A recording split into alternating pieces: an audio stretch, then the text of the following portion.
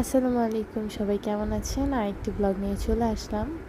So আজকের ব্লগের শুরুতেই দেখেন আমি এসআরকের সবচেয়ে ভাইরাল পোজ, যেটা দিয়ে সে খুবই ওয়েল নোন, সে পোস্টটা আমরা সবাই ট্রাই করছিলাম করার জন্য।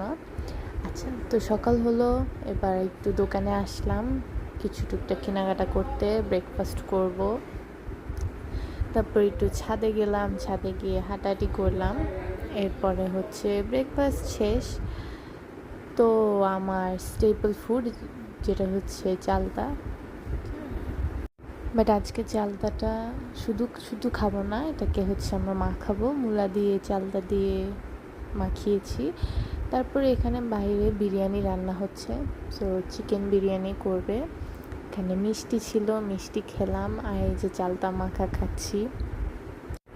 বাই দ্য ওয়ে, আমার মিষ্টি অত বেশি পছন্দ না, বাট আমি কালো জাম অনেক বেশি লাইক করি। মিষ্টির মধ্যে আমি মনে হয় সব থেকে বেশি কালো জাম, আর আমাদের বাড়ির স্পেশাল একটা মিষ্টি আছে যেটা হচ্ছে সাদা মিষ্টি, যেটা একদম রসের মধ্যে থাকে। ওই মিষ্টিটা আমার সবচেয়ে ফেভারেট, সেটা এত মজা। আর ওইটা স্পেশালি আমি আমাদের বাড়িতে গেলেই বেশি খাওয়া হয়, আর বাড়িতে গেলে হাবিজাবি টুকটাক তো খেতেই থাকি। বাট আমার মিষ্টি জিনিসের থেকে টক আর ঝাল জিনিস আমি বেশি প্রেফার করি।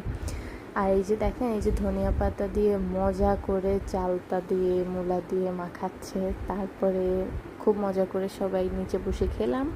এদিক দিয়ে আমাদের বিরিয়ানি রান্না হচ্ছে। আমরা বিরিয়ানি রান্না করে ডিসাইড করলাম যে আমরা ঘরের ভিতরে খাবো না, আমরা বাহিরে পাটি বিছিয়ে সবাই ওখানে বসে খেয়েছি।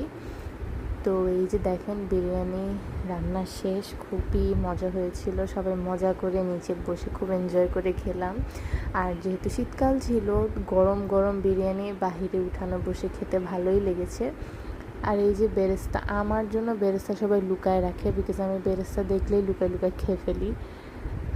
আর এই যে সালাদ, তারপরে হচ্ছে লেবু, এই যে অনেক মাছি ডিস্টার্ব করতেছিল।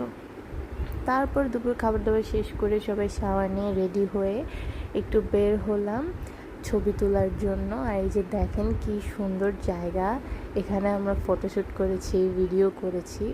তো আমরা হচ্ছে জায়গা ডিসাইড করছিলাম যে আমরা সূর্যের অপোজিটে শাহরুখ খানের পোজ দিবার, এই যে আমি, আমার খালামণিরা, আমরা সবাই খুব মজা করছিলাম। তারপর সন্ধ্যায় নাস্তা, এই পিঠা দিয়ে, এই পিঠাটার নাম অ্যাকচুয়ালি আমি ভুলে গিয়েছি, এটা দিয়ে নারকেল দিয়ে তারপরে গুড় দিয়ে অনেক মজা লাগে এটার কম্বিনেশনটা, এটা ঝাল করেও বানানো যায়। তারপরে সাথে তো চা ছিলই, চা তো মনে হয় দিনে অনেকবারই খাওয়া যায়।